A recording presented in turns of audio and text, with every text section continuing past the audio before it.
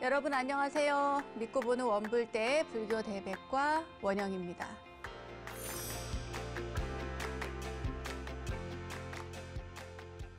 호적수란 실력이 비슷해서 상대가 될 만한 아주 좋은 적수를 뜻하는데요. 살다 보면 어떤 일을 하던 경쟁 상대가 생기기 마련이죠. 비슷한 실력의 경쟁자가 생기면 서로 간에 불꽃 튀는 노력 속에서 아주 놀라운 성과를 낼 수도 있습니다. 하지만 이기는 것에만 집착하면 욕심이 생기고 또 잘 안 될 때는 막 화를 내게 되죠. 이럴 때는 이 생각의 전환이 필요합니다. 바로 호적수를 동반자로 생각하는 것이죠. 함께 상의도 하고 또 토론도 하면서 결국 더 잘할 수 있는 그런 방법을 찾게 됩니다.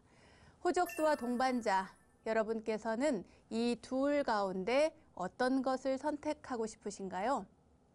원영 스님의 불교 대백과 오늘도 깨달음의 세계를 향해 동반자가 되어 함께 걸어갈까요? 오늘도 환영합니다. 어서 와서 모이세요.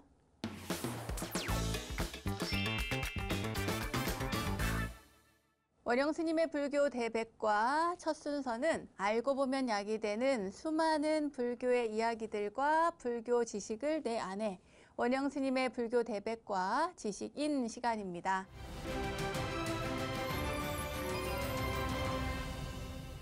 오늘 지식인 주제가 뭐냐고요? 바로 49제 그것이 궁금하다 1편입니다.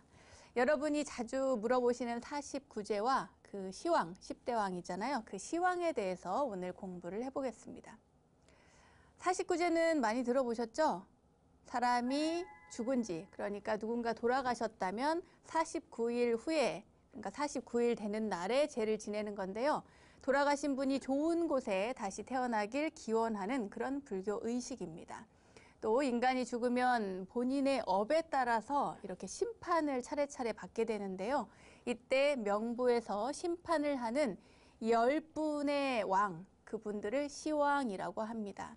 자, 우리가 죽으면 극락에 갈까요? 아니면 지옥에 갈까요?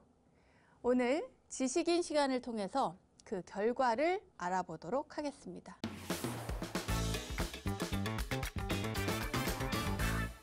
49제 그것이 궁금하다라는 주제로 오늘 이야기를 해볼 텐데요. 이 49제라는 것은 천도 의식 가운데 하나입니다. 그래서 우선 49제를 말하기 전에 천도 의식에 대해서 잠깐 설명하고 넘어가도록 하겠습니다. 한거의 사찰에서는요, 백중기도를 합니다. 아마 그래서 천도제라는 단어를 많이 들어보셨을 겁니다. 이 천도제, 천도라고 하는 것은요, 추천할 천에다가 법도 도자를 씁니다. 그러니까 이 추천하다라고 하는 것은 단순히 추천하는 것뿐만 아니라 이끌다라고 하는 의미도 있고요. 이 도라고 하는 것은 법도 도자를 쓰는데 보통 우리가 제도한다 할 때 그 도자입니다. 건널 도로 이해를 하시는 분들도 있는데 말하자면 이 천도라고 하는 것은 법도에 맞게 추천해서 이끄는 것. 그러니까 법에 따라서 그러니까 업에 따라서 그 사람의 가는 길을 안내해주고 이끌어주는 거예요. 그런데 어디로 가느냐? 어디로 이끌어주느냐? 어디겠습니까? 바로 극락정토겠죠.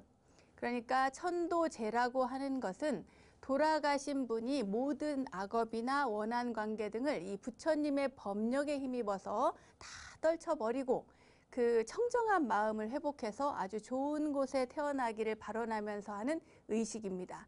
스님들에게 공양을 올리잖아요. 백중 우람분절에는 그 목련존자가 돌아가신 어머니를 구해내기 위해서 스님들께 공양을 올렸습니다. 그래서 이 천도제 이 제자도 말하자면 베푼다라고 하는 의미가 담겨 있습니다.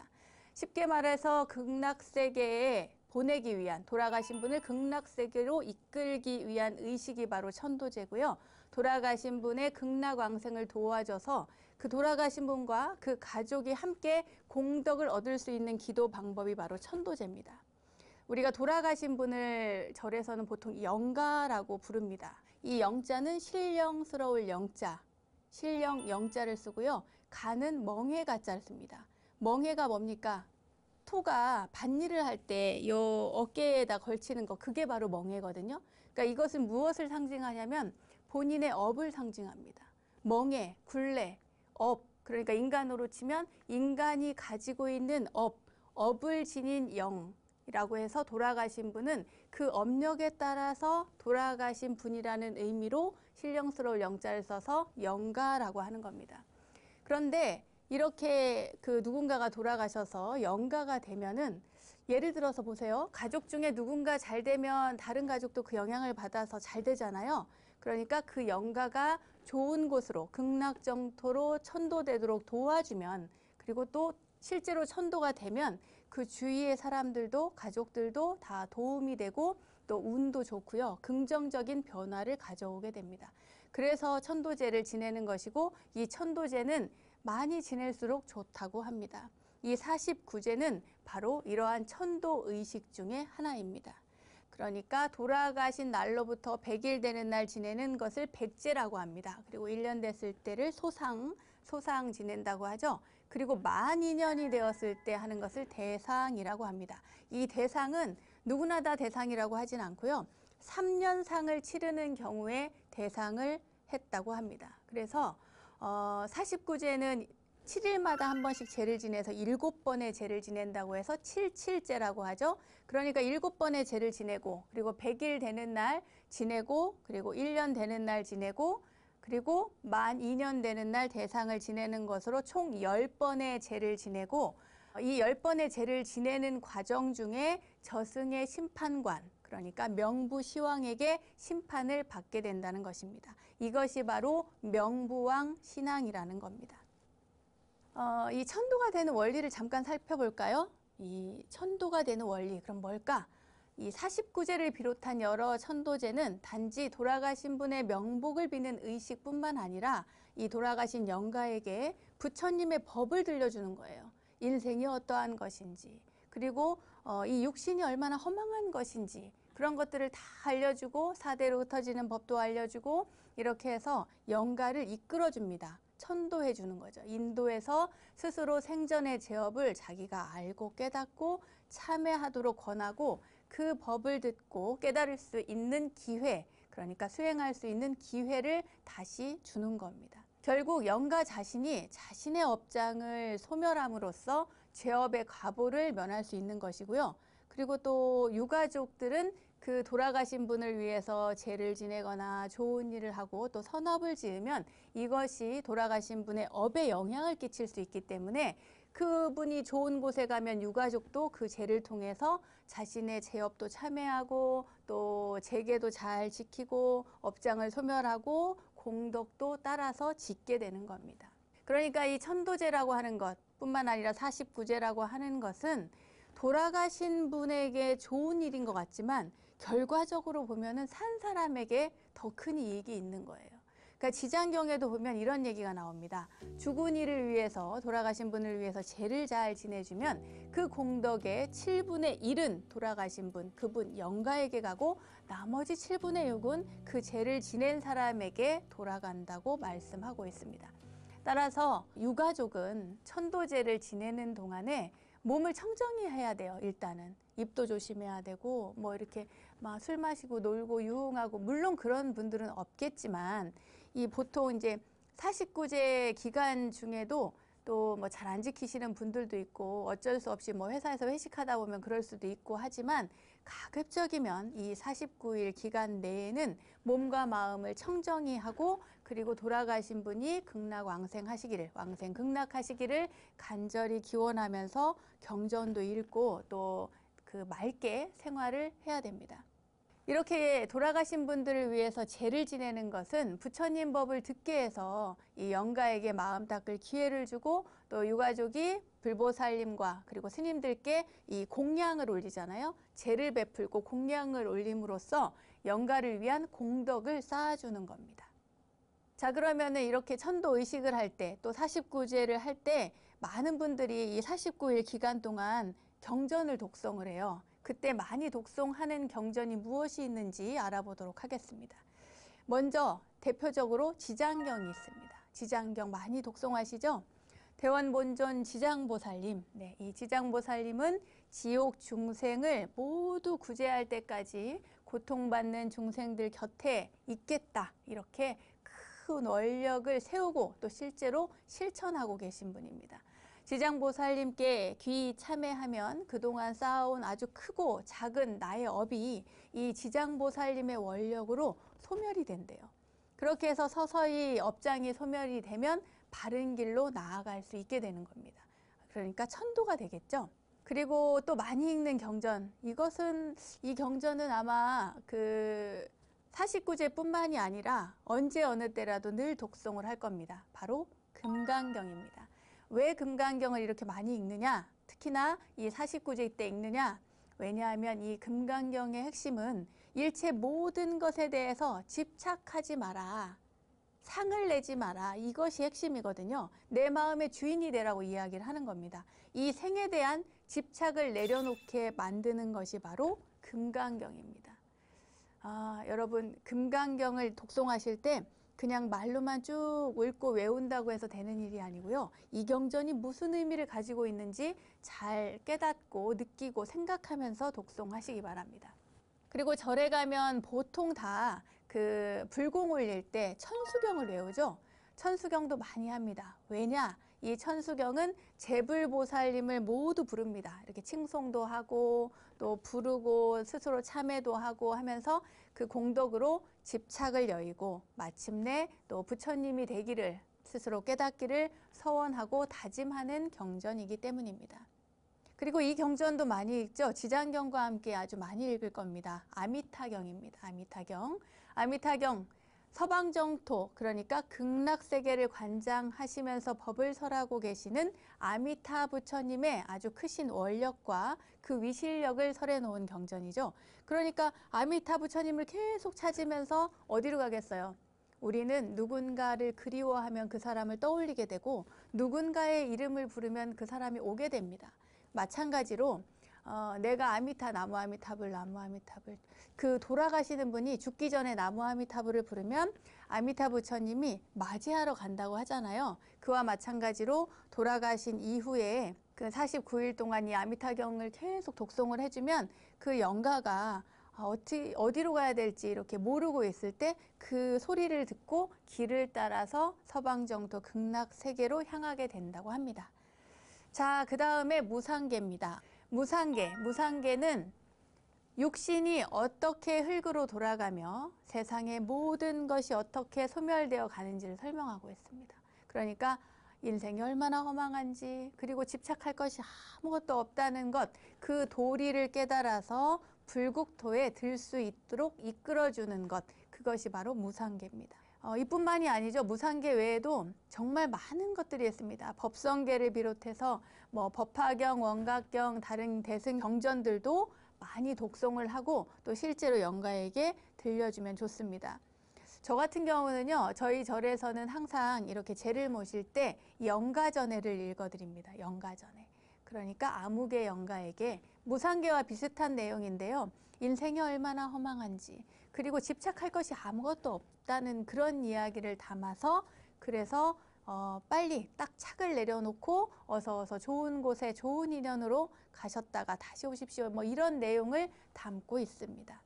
특히나 또 광명진언을 많이 하죠. 경전을 독송할 시간이 없다. 이러면 진언을 많이 합니다. 진언할 때 광명진언 오마무카 바이로 차나마 아무드라 마니 파드마 지바라프라 바르타야훔 이 108염주를 돌리면서 광명진언을 하기도 하고요. 그냥 수시로 길을 갈 때나 또 버스를 타고 갈 때나 지하철을 타고 갈 때나 언제 어느 때나 일할 때나 또 멈춰 있을 때 이럴 때 광명진언을 하면 부처님의 지혜와 자비의 힘이 있어서 영가가 아주 좋은 인연을 맺도록 하는 아주 신령스러운 힘을 가지고 있다고 합니다. 그래서 그 힘으로 좋은 곳으로 간다고 합니다.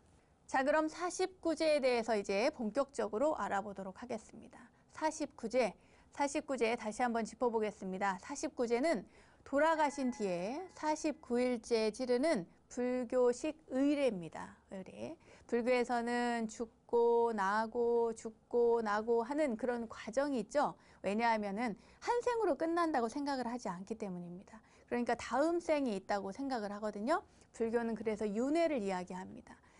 그러니까 내가 죽은 다음에 다음 생, 다음에 다시 태어날 때까지 그 사이를 우리가 중유, 중음이라고 하는데, 말하자면 이 육신은 이제 고장난 수레바퀴 같아서 버리고, 그리고 새로운 몸을 받아야 되는데 그 사이에 육신을 선택받지 못한 그 상태로 머무는 기간, 그 기간을 중유, 중음 기간이라고 합니다.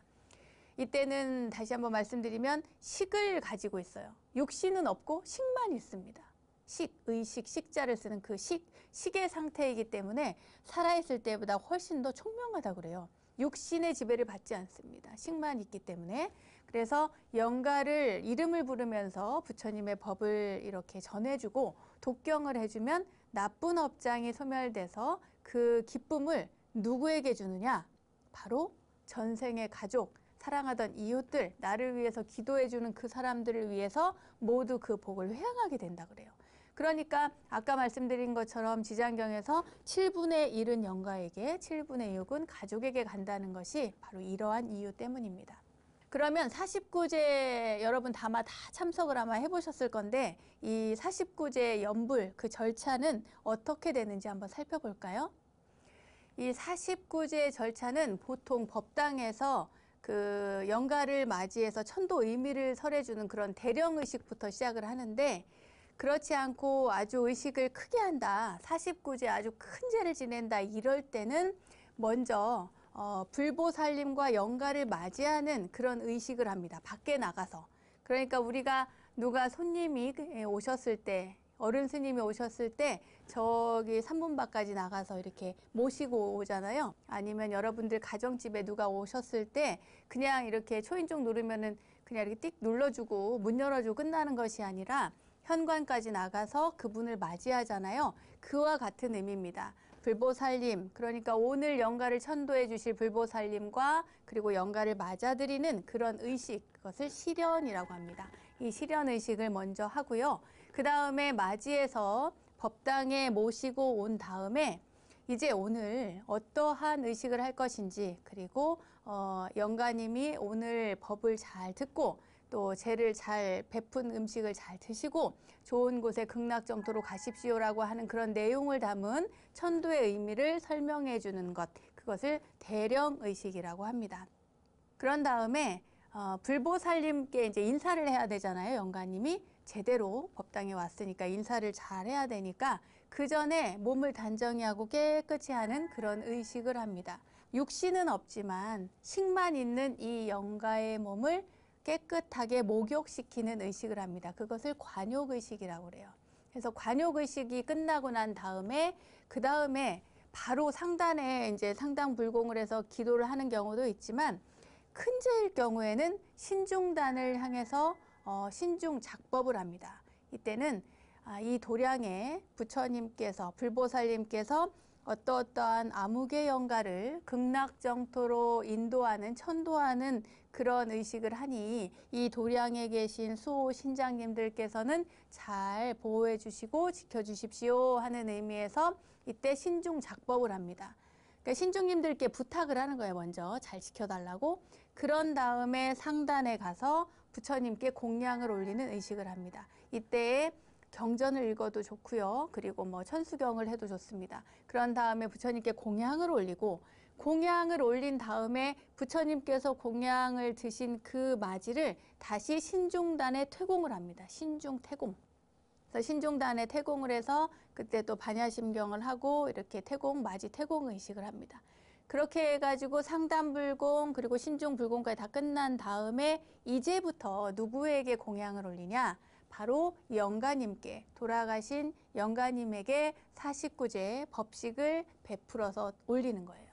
그러니까 제를 지낼 때는 보통 관음시식을 많이 하는데, 관음시식을 하는 동안에 음식만 드십시오 하는 그런 것이 아니고, 거기에 이 세상이 얼마나 무상한지, 더 이상 여기에 괴로움도 미움도 원망도 사랑도 애착도 다 버리고, 그리고 이제 호련히 가십시오라고 하는 그런 법의 내용도 알려주고요. 그리고 이제 공양을 잘 차려서 이 음식을 잘 드시고 가시라고 하는 그런 의미에서 공양도 많이 이렇게 베풀어서 올려드립니다.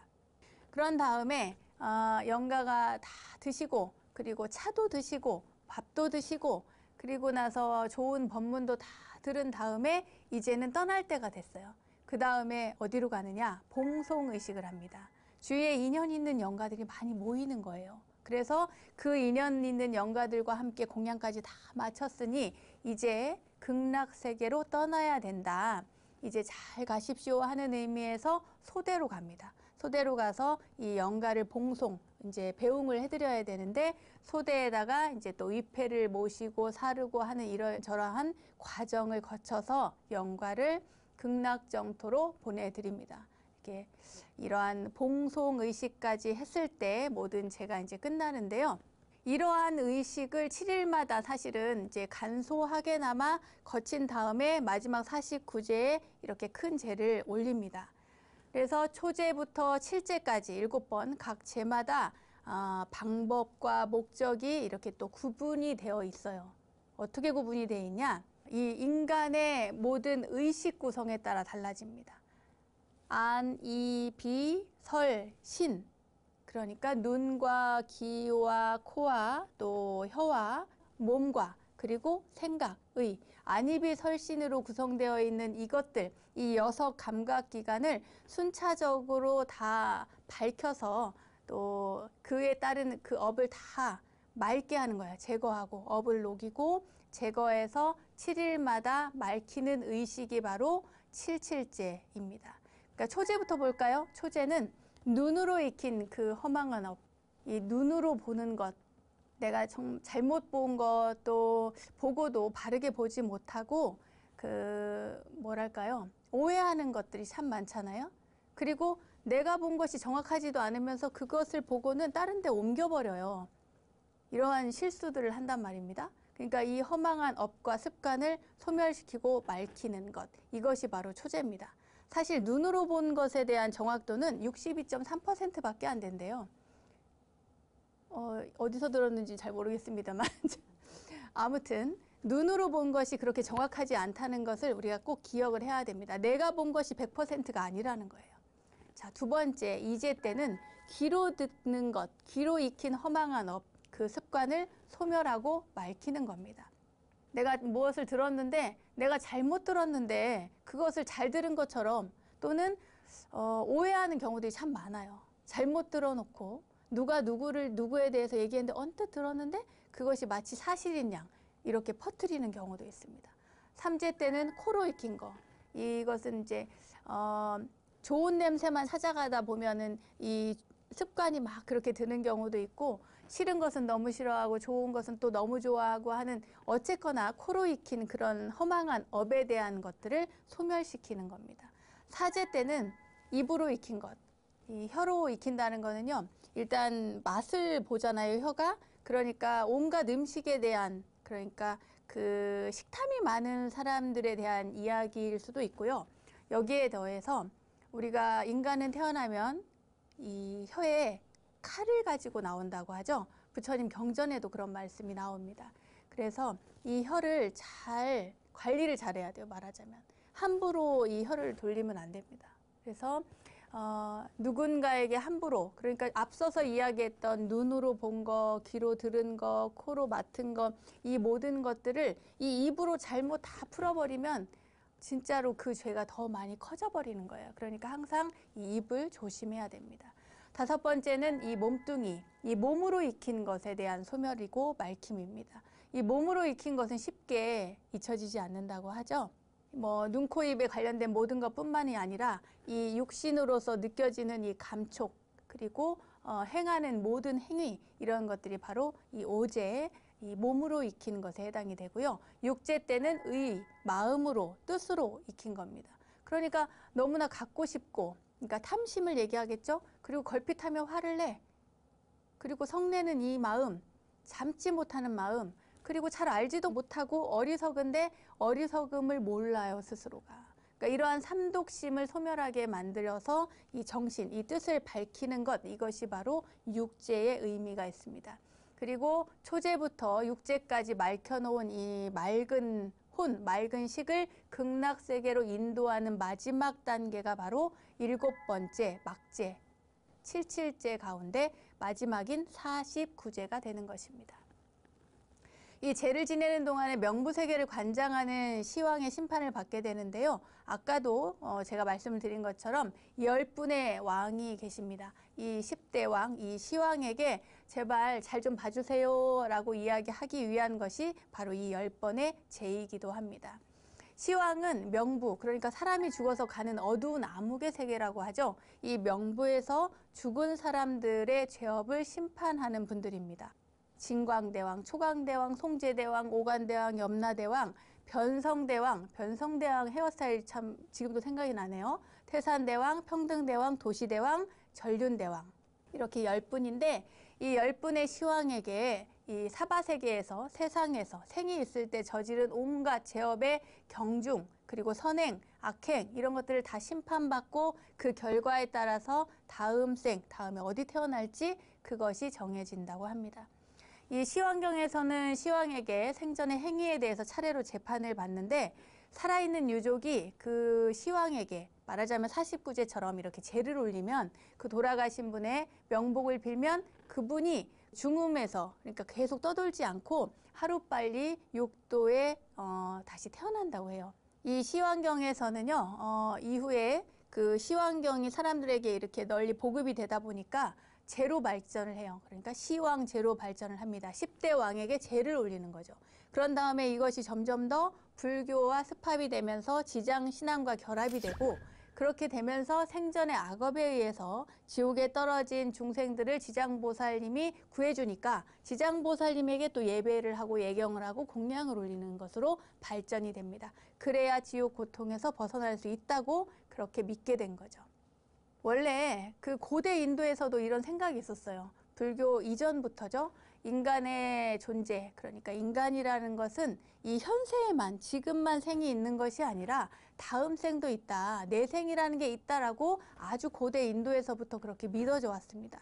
그러니까 사후에 다시 현세로 태어난다고 하는 윤회 사상이 생긴 거죠. 이 인간의 사후세계에 대한 관념은 이미 고대 인도의 브라만교에서부터 시작이 됐고 이후에 힌두교, 불교와 함께 다 같이 체계화되었다고 이해를 하시면 되겠습니다. 부파불교의 학파죠. 설일체유부라고 하는 부파가 있었습니다. 이 설일체유부에서는요. 인간의 생애는 생유, 본유, 사유, 중유 이렇게 4가지 단계를 거친다고 해요. 그러니까 생유는 뭐냐면 그냥 태어남이에요. 본유는 이 삶입니다. 태어나서 죽을 때까지의 삶. 그 다음에 사유는 그냥 죽음이고요. 죽음 다음에 떠도는 그 시간, 그것이 바로 중유 또는 중음입니다.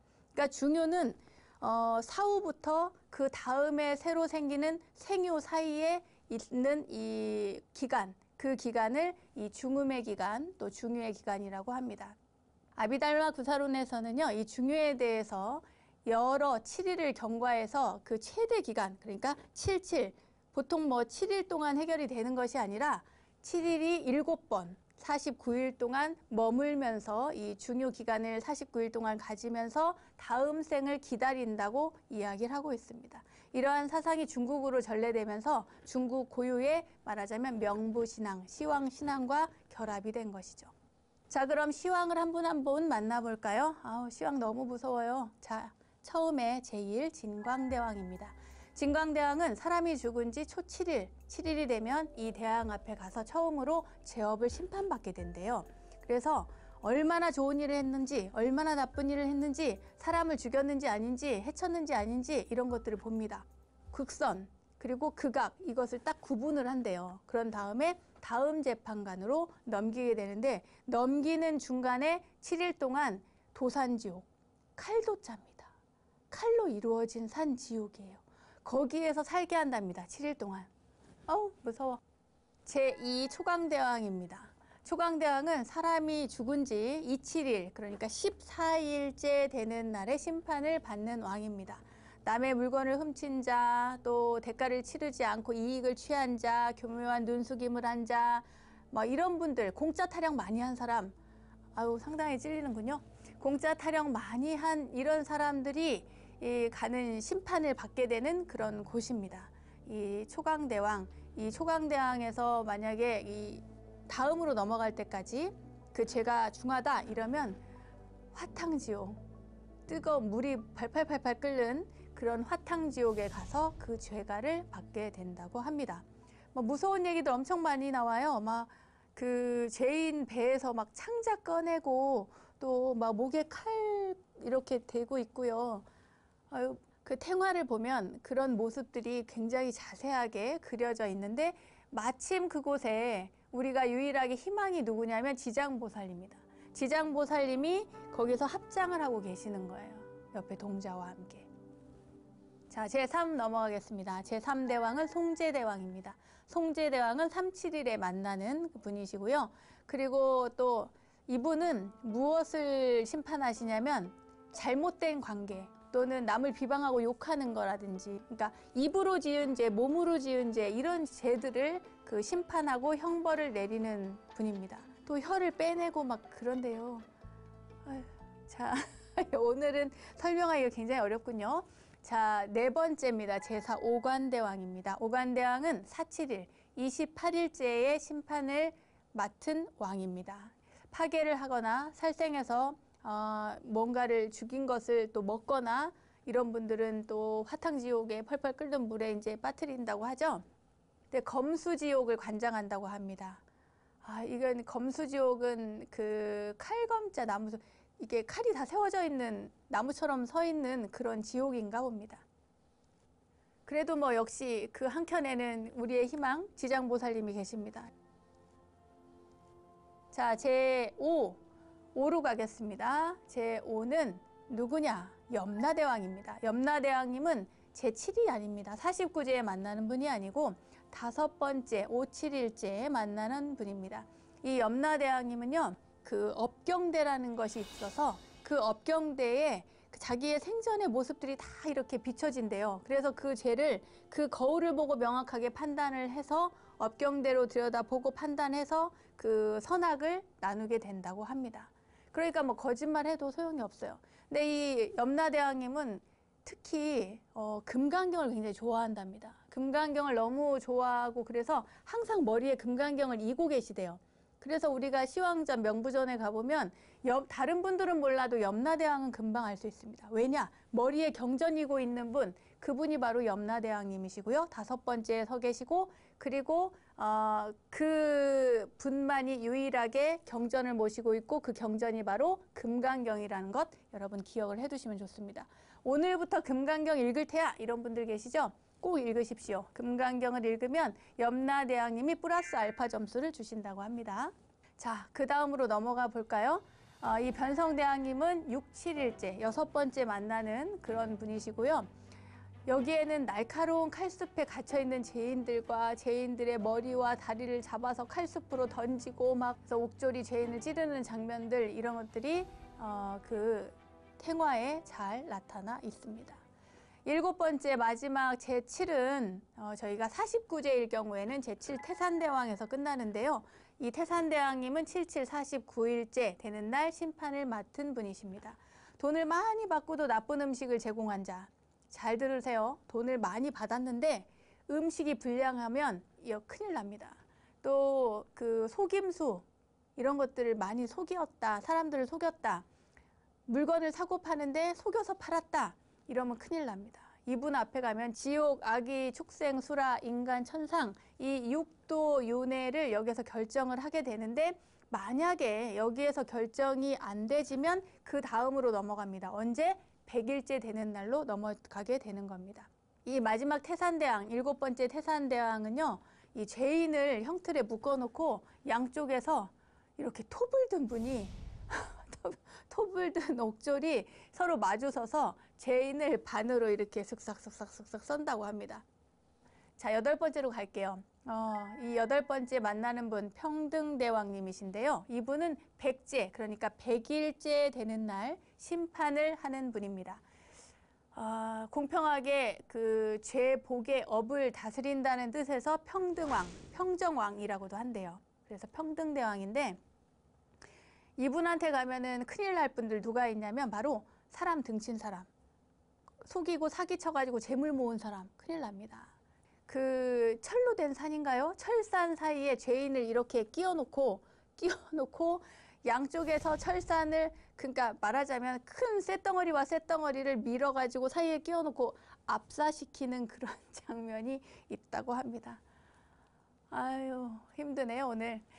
그 다음에 제9 도시대왕. 도시대왕님은 사람이 죽은 지 1주기 되는 날에, 1년 되는 날에 심판하시는 분입니다. 도제왕, 도조왕이라고도 하는데요.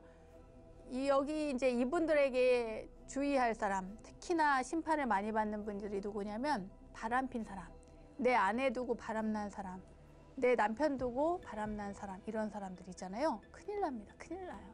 말하자면 잘못된 관계를 가진 사람들이기 때문에 어떤 벌을 받냐면 옷을 다 벗긴대요. 죄인들을.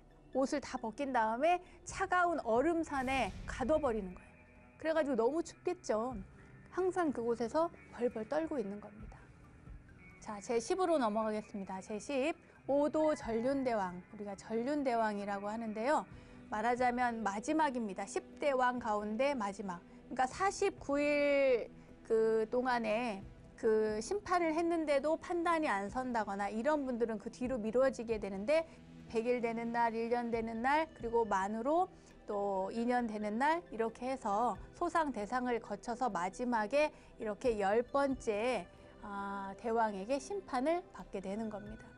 이 전륜 대왕이 바로 마지막 왕인데 이분은요, 인간 세상에서 남녀 구별을 못하거나 또 말하자면 이제 제가 생각하기에는 우리 인면수심이라고 하잖아요.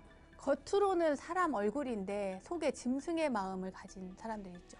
그러니까 부모를 죽인다거나 자식을 죽인다거나 뭐 그런 사람들, 그런 이들에 대한 심판을 하는 분입니다. 이제 이렇게 해서 10분의 시황을 거쳐서 죄를 심판받은 죄인들은 마지막으로 이제 마지막 왕, 전륜대왕 앞에서 태어날 곳을 결정을 받고 그 다음에 육도 윤회에 의해서 자기가 태어날 곳으로 다시 태어나게 되는 겁니다. 물론 그 사이에 자신이 저지른 것에 대한 죄가, 대가, 그리고 죄업을 씻기 위한 그런 형벌을 받아야 되겠죠. 불교 지식을 내 안에 원불대 지식인 시간. 오늘은 49제와 시황에 대해서 공부했습니다. 그리고 천도의식도 배웠죠. 사후에, 그러니까 사람이 죽은 다음에 이렇게 무서운 심판이 기다린다니 너무 놀랍죠, 여러분? 이제부터라도 더 열심히 정성껏 그리고 선한 마음으로 잘 살아야겠습니다. 자, 불교 지식을 내 안에 원불대 지식인, 오늘은 여기까지 하겠습니다.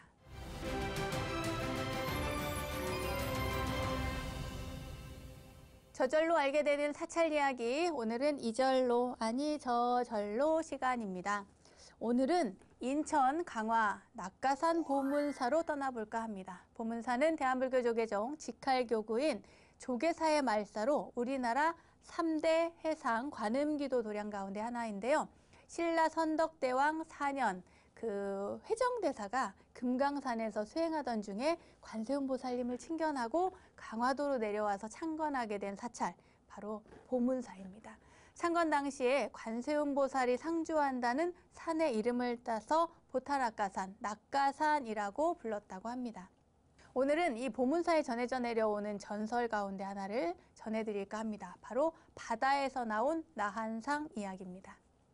신라 진덕여왕 때인데요. 강화 보문사 그 아랫마을 매음리의 어부들이 봄이 와가지고 기분이 좋아서 이제 물고기를 많이 잡을 거라고 만선의 기대감을 가지고 이제 바다로 나갔어요. 바다에 이제 그물을 던지고 기다렸다가 그 그물을 이렇게 걷어 올리는데 너무 무거운 거예요. 너무 무거워서 야, 대단한 대어들이 걸렸나 보다 하고 이렇게 고요한데 하면서 이제 기분 좋게 이렇게 끌어올렸는데 펄떡펄떡 뛰는 고기는 한 마리도 없고 그 사이에 이렇게 인형만한 돌덩이들이 일단 이렇게 팔뚝만한 돌덩이들이 무려 22개가 건져진 거예요. 그러니까 그때 이렇게 털이 많은 털보 아저씨가 도대체 뭐야 이렇게 자꾸 돌이 건져져 이렇게. 왜냐하면 그물을 한번 건졌다가 걷어 올리니까 또 돌이 나오고 또 던져서 다시 걷었는데도 똑같이 22개의 돌덩이가 걸려서 이렇게 올라오니까 이제 보통 우리 왜 일진 안 좋으면 침을 딱 받잖아요. 태태태 하고 뱉고 아 오늘 일진 안 좋네 이렇게 이야기를 하고 다시 한번 올려야지 하고는 이제 그날은 이렇게 걷어서 돌아갑니다. 빈손으로 돌아온 어부들은 한결같이 그날 밤에 아주 이상한 꿈을 꿨어요. 그러니까 한 사람만 꾼 꿈이 아니고 털보 그 김씨만 그렇게 꿈을 꾼 게 아니고 그때 갔던 어부들이 모두 똑같은 꿈을 꿨는데요. 하얀 수염이 이렇게 길게 난 웬 노스님이 꿈에 나타나서 너희들은 어찌하여 그렇게 귀중한 것을 2번씩이나 바다에 내던졌느냐. 내일 다시 그물을 치면 그 돌덩이들이 다시 올라올 테니 그때는 그 돌덩이들을 잘 모셔서 명산에 잘 봉안해라. 그러면 앞으로 좋은 일이 길상이 거듭될 것이다. 이런 꿈을 꾼 거예요. 그러니까 이제 꿈 얘기를 할 거 아닙니까? 전날 밤에 이상한 꿈을 꿨으니까 했더니 너도 나도 할 것 없이 전부 다 똑같은 꿈을 꿔서 이상하잖아요. 아니나 다를까 바다에 나가서 그물을 던졌는데 똑같이 고요한 바다에서 22개의 돌덩이가 따라 올라온 겁니다. 그래서 이거는 분명 무슨 그 영험한 일이다. 이건 신령스러운 산에 봉안을 해야겠다. 이렇게 해서 그 돌을 모시고 갑니다. 어디로 모시고 가느냐? 그 산, 보문사가 있는 낙가산이 그 일대에선 가장 명산이니까 그곳에 이제 가지고 가요. 그러니까 낙가산으로 돌덩이를 옮기는 사이에 그런데 보문사 앞에 석굴 부근에서 잠시 이제 쉬었다 가려고 돌덩이를 산에 이고 가려니 얼마나 무겁겠어요. 그래가지고 잠깐만 쉬자 하고 돌덩이를 내려놨는데 그 다음에 돌을 이렇게 지려고 하니까 이 돌이 꿈쩍을 안 하는 겁니다. 아무도 그 돌을 못 움직이는 거예요. 지금까지 들고 왔는데 메고 지고 왔는데. 그래서 바로 여기가 그 장소인가 보다. 이분들을 모실 장소인가 보다 이렇게 생각을 하고 거기에다가 이 굴이 비었으니까 여기에다 모시자 해가지고 22분의 그러니까 인형같이 생긴 그 돌덩이를 그 굴 속에다 봉안을 했대요. 바로 이분들이 지금까지 전해져 내려오는 현존하는 보문사 굴법당 3존불상과 18라한 그리고 나반존자라고 합니다. 그 후에 뱃사공들은요, 갑자기 뭐 부자가 됐대요. 고기가 잘 잡혔겠죠? 네, 좋은 일을 하면 이렇게 좋은 일이 연속적으로 생겨납니다.